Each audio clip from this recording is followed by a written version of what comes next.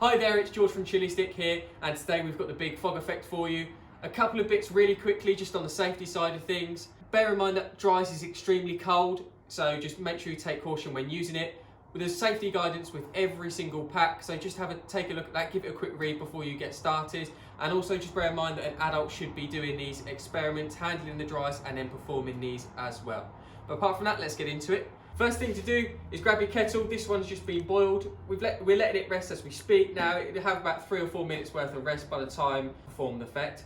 Then next thing to do, get your towel. Okay, this just protects the table or your floor or wherever you're going to choose to do it, just to ensure that no moisture that may be created from the fog, gets on the tables or the floor, etc. Okay guys, now with the ice, you're going to take a scoop. You're going to get 2 nice big scoops and put them into your bucket.